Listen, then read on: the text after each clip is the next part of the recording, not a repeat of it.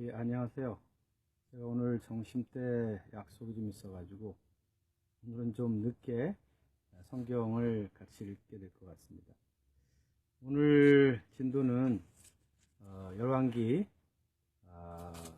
우리가 하 5장까지 4장까지 읽었죠. 4장 25절까지 읽었는데요. 오늘은 4장 26절부터 끝까지, 그 다음에 5장 6장을 앞부분을 하게 될 겁니다. 열왕기하 4장 뒷부분에 26절부터는 수냅 여인의 이야기가 나오죠. 4장 앞부분에서 수냅 여인은 엘리사에게 참 선대했죠. 자기 집 한 칸을 내어주어서 자기 위에 엘리사가 거주할 수 있도록 해줬죠. 그러자 엘리사는 그 수냅 여인에게 뭔가 도와주려고 했는데 뭐가 부족하냐고 물어보니까 아들이 없다고 했습니다. 그 아들을 이렇게 기도를 통해서 아들을 낳게 해주었는데 결국 아들이 얼마 살지 못하고 죽었습니다. 그러므로 이제 다시 이 수냅 여인이 속히 빨리 달려가서 엘리사에게 가야겠다고 했죠. 달려가서 이제 26절부터는 이러한 아들이 죽는 이 문제를 가지고 아마 따졌을 겁니다. 왜 하나님은 나에게 아들을 주고 또 죽게 했는가? 사실 하나님이 때로는 우리에게 뭘 주시지만 때로는 또 가져가기도 하십니다. 그럴 때 어떻게 체험하는 것과 관계가 있는데요. 여기에 보면은 엘리사가 자기의 신복 게하시에게 한 가지를 지시합니다. 뭐냐면은 엘리사의 지팡이를 가지고 그 죽은 아이의 얼굴에 놓으라고 합니다. 그렇게 하면 살 수 있을 거라는 그러한 특별한 어떤 일을 행했는데요. 결국 그 지팡이를 아이의 얼굴에 두었을 때 살았나요? 성경 기록을 보면은 아이가 깨어나지 못했습니다. 그러자 이 엘리사는 정말 예수님이 땅에서 행하신 것처럼 아주 친근하게 이 아이에게 다가가서 둘만 있을 때 34절에 보면은 아이 위에 올라 엎드려 자기의 입을 그 입에 자기 눈을 그 눈에 자기 손을 그 손에 대고 그 몸을 엎드리니 아이의 살이 차차 따뜻하더라. 결국 엘리사가 이렇게 입은 입, 눈은 눈, 손은 손을 이렇게 맞대면서 이렇게 체온이 따뜻해지게 함으로 기적적으로 아들이 다시 살아납니다. 이거에 대해서는 정말 주님이 우리를 이렇게 대하신 것 같습니다. 이 부분은 간단하게 넘어갈 것 같고요. 38절부터는 여기에 엘리사가 길갈에 이르러서 그 땅이 흉년이 난 사건이 벌어집니다. 흉년이 일어났을 때 먹을 것이 없죠. 흉년이 일어날 때 사람들은 먹을 것이 없고 양식을 구하러 가죠. 그래서 선지자의 생도들이 음식을 찾으러, 곡식을 찾으러 나가는데 이제 엘리사가 그 생도들에게 국을 끓이라고 얘기를 합니다. 결국 그가 나가서 그 야생 덩굴에서 어떤 그 들외를 따서 국을 끓이는데 이 들외라는 것은 사실 덩굴 식물이죠. 덩굴 식물 중에 한 가지인데 이것을 국을 끓였을 때 사람들이 이것이 뭔 줄을 잘 모르고 끓였습니다. 근데 결국은 알게 된 것은 이 덩굴은 독이 있었습니다. 결국 이것이 벌어지자 엘리사는 또 그들에게 가루를 그 덩굴에 던지자 결국 솥에 해독이 되고 그들은 그러한 독소의 해에서 벗어나게 되죠. 여기에서 가루를 얘기를 합니다. 이것은 사실 주님이 가루에 대해서 얘기한 것이 몇 가지가 있는데요. 마태복음 16장에 보면은 주님이 제자들에게 바리새인들과 또한 그 헬라 당의 누룩을 우리가 경계하라고 얘기를 합니다. 이것은 이러한 그들의 뭐죠? 그 잘못된 가르침이죠. 예를 들어서 이런 어떤 할례 성경을 제대로 믿지 않는다든지 혹은 부활을 믿지 않는 그러한 가르침들, 이런 것을 경고하라고 얘기를 하면서 주님은 그들에게 누룩 대신 가루를 고운 가루로 그들을 공급하십니다. 주님이 이 땅에서 제자들에게 고운 가루를 공급하시는 분이십니다. 이러한 고운 가루를 통해서 그들에게 있는 모든 독소들을 다 제거하시죠. 사실 우리들은 많은 독소들을 가지고 있죠. 우리의 우상 숭배, 우리의 죄들, 술수, 헛된 철학 등 많은 사상들, 관념들, 실행들이 그 안에 다 독이 있죠. 사실 우리의 체험에서 의하면은 이러한 것들이 그리스도가 없다면 다 사람들에게 사망을 가져다 주죠. 그러나 주님은 정말 우리에게 누룩 없는 떡과 같이 고운 가루로서 우리에게 생명을 공급하시는 분이십니다. 5장에 와서 나아만이라는 사람이 나옵니다. 이 사람은 아랍 왕의 하나의 군대 장관이자 상당히 사회적으로 지위가 있는 장관이죠. 군대 장관, 군인 중에 장관이고 또 싸움도 잘하는 군사였습니다. 이 사람이 병에 걸렸는데 그 병을 문둥병이라고 말을 합니다. 문둥병을 앓았는데 사실 문둥병은 사람들이 가까이 하기 힘들죠. 바깥에 피부에 어떠한 문둥병을 알 때 사람의 모양이 문둥병을 알 때 우리가 한국에서도 문둥이 사는 동네에는 아무도 안 가려고 하죠. 전염될까봐. 이럴 때 그는 어떻게 해야 할 줄 몰랐을 때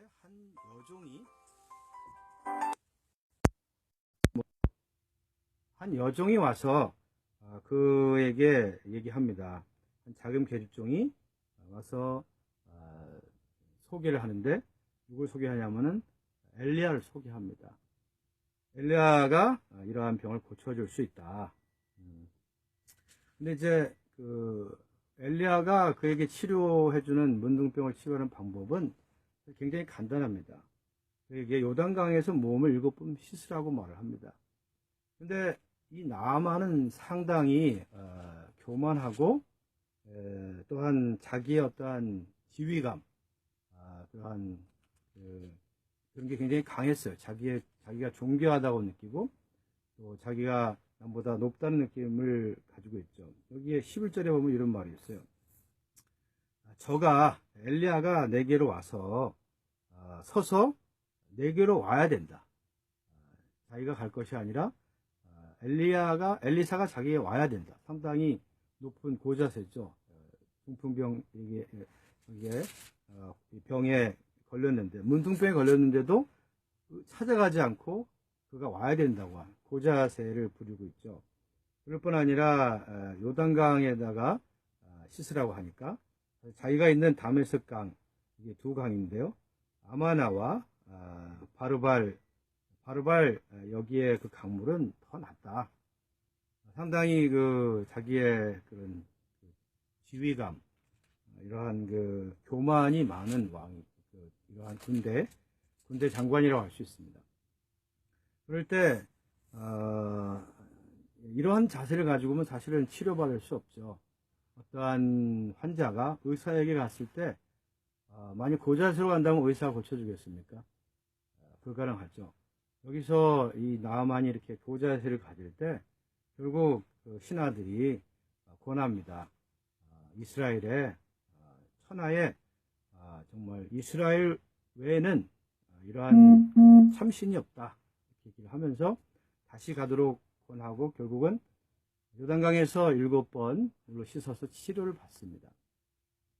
치료를 받았을 때 나아만은 많은 물질로 그에게 감사하려고 많은 물질을 갖다 주고 이렇게 감사의 뜻을 표하는데 나만은 이것을 거절했습니다.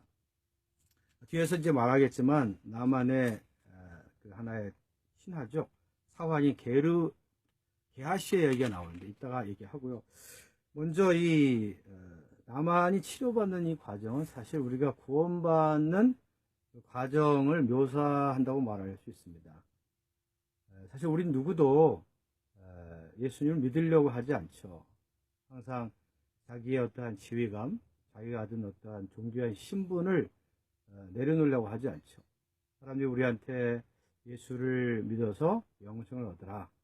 예수를 믿으면 뭐 가정에 변화가 일어난다. 이렇게 얘기해도 우리는 듣지 않죠. 근데 여기에 작은 여종의 권면으로 이렇게 엘리사를 만나게 됩니다. 마찬가지로 우리가 예수님을 믿는 것도 이러한 작은 여종의 작은 지체의 동역이 필요합니다. 이런 작은 여종의 동역으로 결국 나아만은 치료를 받게 되죠. 이와 같이 우리도 구원받는 과정을 생각해 보면은 우리 스스로는 사실 예수님께 나오려고 하지 않았죠. 자기가 잘났다고, 나는 뭐 죄인이 아니다 생각을 많이 했지만, 그러나 누구의 권면으로 우리가 주님에 대해서 이야기 들을 때 우리는 그분에게서 이러한 깨끗함을 받게 됩니다. 여기 이제 나아만의 여기 보면은 이제 엘리야의 한 사원에 대한 얘기가 나오는데요. 게하시죠. 게하시는 사실 그 선지자의 하나의 생도로서 상당히 잘 따랐는데, 여기에서 이 엘리사와 차이점이 있다면, 엘리사는 많은 그 왕이 앞에서 얘기한 이 왕이 치료를 받기 위해서 왕이 아니죠, 군대 장관 나만 치료받기 위해서 이렇게 왔을 때 자기가 왕은 아무것도 받지 않아. 왕이 아닙니다. 미안합니다. 여기에 그 엘리사는 아무것도 받지 않고 그냥 돌려보냈는데, 여기에 이 게르사는 마음속에 뭔가 좀 아쉬웠던 것 같아요. 여기 20절에 보면은 이런 말 합니다. 엘리사의 사원 게르사가 스스로 이르되 내 주인이 이 아람 사람 나아만에게 면하여 주고 그 가지고 온 것을 그 손에서 받지 아니하였도다. 여기에 나아만은, 여기 그 게하시는 이 나아만이 마땅히 받아야 할, 치료해 줬으니까 치료비라도 일단 받아야 하는데 받지 않은 것에 대해서 상당히 아쉬워하고, 그 받아야 되는데 마땅히 받을 대가라고 생각을 해서 여기서 스스로 마음에 동함이 있었던 것 같아요. 그래서 여기 보면은 이 거짓말을 합니다. 여기에 게하시의 이야기는 사실 구원받은 사람들이 물질을 사랑해서는 안 된다는 것을 보여주는 하나의 그림인데요. 우리의 모든 공급의 근원은 하나님 자신이기 때문에 우리는 결코 어떤 물질에, 돈에 대해서 탐심을 품으면 안 됩니다. 이것이 우리가 빠지기 쉬운 하나의 죄인데요. 여기 보면은 두 가지 이렇게 하나님의 사심을 두고 맹세를 하면서 20절에 보면서 여호와의 사심을 가리켜 맹세하는 내가 저를 쫓아가서 무엇이든지 그에게 취하리라, 이렇게 하면서 갑니다. 결국 이 나만의 이 이야기를 보면요, 엘리사는 받지 않았는데 그 사환 게하스가 받았는데요. 여기에 보면은 22절에 보면은 저가 가로되 평안합니다. 우리 주인께서 나를 보내시어 말씀하시기를, 사실은 이 자기 주인이 보냈을까요? 보내지 않았죠. 자기 스스로 간 거죠. 거짓말을 한 거죠. 두 번째, 선지자의 생도 중에 두 소년이 어디서부터 내게 왔으니 그에게 은 한 달란트와 두 벌 옷을 주라고 말을 했다는 거죠. 여기서 사실 이 두 소년이 자기에게 와서 뭐가 필요하다고 말을 한 것은 자기가 꾸며낸 이야기거든요.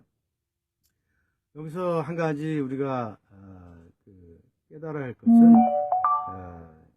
이 하나님을 이게 사실 믿고 나서도 물질에 이런 탐욕이 있으면 거짓말도 한다는 겁니다. 이것은 정말 믿는 이들이 조심해야 할 물질의 유혹에 빠지지 말아야 된다는 걸 말을 해줍니다. 사실 마태복음 6장 24절에 보면은 우리가 하나님과 재물을 함께 겸하여 섬길 수 없다고 얘기합니다. 이것을 중시하거나 저것을 경시하는 둘 중에 하나를 택해야죠. 왜냐하면 돈을 사랑함이 일만 악의 뿌리이기 때문에 우리는 순수하게 주님만을 의지하고 추구하고 믿음의 삶으로서 재물의 유혹을 이길 필요가 있다고 얘기하고 있습니다. 자, 이제 시간이 좀 다가서 6장의 앞부 조금만 얘기를 하겠습니다. 그리고 신약으로 넘어가겠는데요. 여기에 이제 6장에 와서 또 선지자의 생도의 이야기 나오는데요. 여기서 이제 앞에 먹는 문제가 있었죠. 기근 때문에. 6장에는 거하는 문제가 또 이제 대두됩니다. 여기서 선지자의 생도가 엘리야에게 우리가 당신과 함께 거할 곳이 우리에게 좁다. 그러면서 거할 곳을 찾기 위해서 각각 제목을 취하여 이런 처소를 만들려고 했습니다. 그런데 기묘한 것은 이 나무를 뱉는데 도끼가 자루에서 빠져 물에 떨어져 버렸어요. 도끼가 물에 빠진 거죠. 이럴 때 하나님의 사람 엘리사가 한 가지 행한 게 있는데 나뭇가지 하나 던져서 그 도끼가 물 수면으로 올라오게 했습니다. 사실 놀라운 일이죠. 나뭇가지를 하나 던졌는데 그 무거운 도끼가 물 위로 수면으로 이게 뜨게 했는데 이건 사실은 불가능한 일인데 이런 기적이 일어났습니다. 여기서 도끼가 있고 나뭇가지가 있는데요. 사실 나뭇가지는 성경에서 우리 주 예수님이 십자가에서 달리실 때 나무에 달리셨거든요. 이것은 예수님이 십자가에 못 박히신 예수님에 대한 하나의 예표입니다. 이 나뭇가지는. 이 나뭇가지를 물속에 던졌을 때 그 도끼가 물 위에서 수면에 올라왔는데 사실 이 도끼는 우리의 타고난 어떠한 능력 있죠. 우리의 타고난 능력, 도끼같이 아주 강한 어떤 인간의 어떠한 재능과 능력입니다. 그러나 이런 것은 사실 하나님 앞에 쓸모가 없습니다. 하나님 앞에 유용한 것은 이런 거는 물 속에 빠진다고 얘기했는데 결국 죽음에 떨어진다는 거죠. 우리의 능력과 우리의 어떠한 재간 이런 것은 언젠가는 메마르고 언젠가는 이러한 그 사망에 이르게 되죠. 한계가 다른다는 것이죠. 그러나 하나님은 우리의 이러한 타고난 능력과 타고난 이러한 재능이 죽음을 거쳐서 부활 안에서 다시 회복하기를 원하십니다. 이것이 우리가 신약에서 바울이 말한 것처럼 다른 것을 자랑하지 않고 유대인들은 기적을 원했고 이방인들은 철학을 원했죠. 그러나 바울이 말하기를 나는 그리스도와 그 십자가에 못 박힌 것 외에는 알지 않기로 작정했습니다. 사람들은 기적을 원하고 또 능력을 원하지만 우리 믿는 이들은 그리스도의 십자가를 원합니다. 그리스도의 십자가와 연합될 때 우리는 주님이 주신 그러한 천연적인 그러한 능력이 죽음을 거쳐서 부활 안에서 회복되는 것을 체험할 수 있습니다. 자, 시간이 많이 지났는데요. 오늘 사도행전에 왔는데 사도행전 1장 1절에서 14절까지입니다. 사도행전은 사실 누가가 쓴 거죠. 누가복음을 쓰고 또한 사도행전을 썼는데 사실 성경은 원래 이게 누가복음과 사도행전이 하나로 되어 있었는데 이게 나중에 사도행전을 따로 구분했는데요. 이것은 자세히 읽어보시면 앞부분에 누가복음은 예수님이 이 땅에 계실 때의 사역을 말한다면 사도행전은 하늘에서의 예수님의 사역을 말한다고 할 수 있습니다. 다시 말하죠. 누가복음은 예수님이 땅에서 어떻게 사셨고 어떻게 일하셨는가를 말하고, 사도행전은 주님이 승천하신 다음에 어떻게 사시고 어떻게 행하셨는가를 말하는 책입니다. 그래서 사도행전의 주제를 보면은 승천하신 그리스도께서 그 영 안에서 제자들에 의해 그리스도의 이러한 번식을 이룬다, 이렇게 주제가 나와 주제입니다. 오늘날 그리스도의 이러한 번식은 승천하신 그리스도가 하시는데, 어디서? 영 안에서, 성령 안에서, 그 영 안에서, 또한 제자들에 의해 수행이 됩니다. 오늘은 간단하게 여기서 언급하고 싶은 것은, 주님은 제자들을 여기서 부활하신 다음에 제자들에게 나타나셨습니다. 물론 부활하시고 요한복음 20장에서 그들에게 옆구리와 손발에 못 박힌 자국을 보여주셨죠. 그 외에도 이 사도행전에 보면은 그의 많은 사람들에게 이렇게 나타났다는, 부활하신 후에 나타난 얘기가 나옵니다. 사도행전을 보면은 그가 얼마나 그분의 보이지 않는 임재를 제자들을 훈련시키는 걸 알 수 있죠. 주님은 죽고 부활하신 다음에 어디론가 가셨어요. 근데 요한복음 20장에서는 그들 안으로 성령으로 들어왔다고 말을 하죠. 근데 또 나타나십니다. 기묘하지 않습니까? 우리 안에 성령으로 계신데 또 우리에게 나타나셔요. 이것은 그분이 원래 계셨다는 걸 말해주고, 그분은 우리에게 이러한 나타나실 때도 있고 나타나지 않을 때도 있지만, 그분은 우리에게 그분의 임재를, 보이지 않는 임재를 훈련받게 하기 위해서 때로는 나타나십니다. 그러나 나타나지 않을 때도 그분은 계신 분이시죠. 이 부분을 좀 짚고 넘어가는 것은, 우리의 생활 속에서도 주님이 때로는 안 보이는 것 같아요. 주님이 사라진 것 같습니다. 근데 어떠한 환경에 있을 때 주님이 우리에게 또 나타나셔요. 그럼 뭘 하기 위한 겁니까? 우리로 하여금 그분의 보이지 않는 임재를 체험하고 훈련하기 위해서. 사실 보이지 않는 그분의 임재가 바로 성령이죠.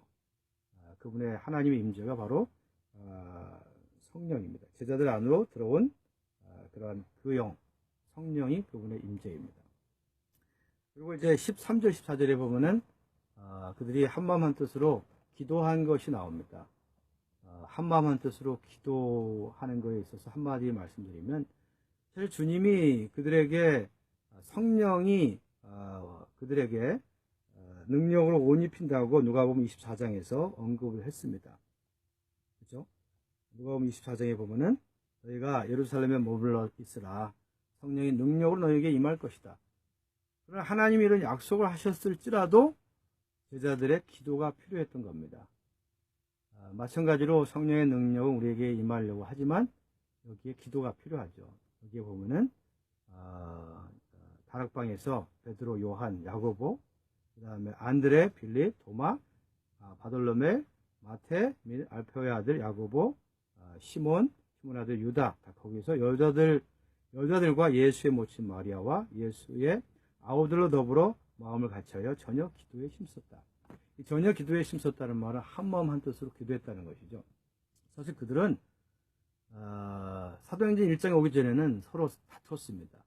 예수님이 땅에 나라를 얻으러 올 때 나는 한 사람은 우편에, 한 사람의 좌편에 얻게 해달라고 이 권력 다툼을 했죠. 근데 사도행전에 와서 그들은 다투지 않고 뭘 했습니까? 기도를 했습니다. 이것은 그들이 변했다는 것이죠.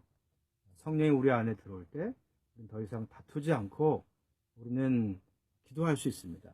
기도를 통하여 성령의 능력을 받을 수 있습니다. 찬양합니다. 오늘 여기까지 하겠습니다.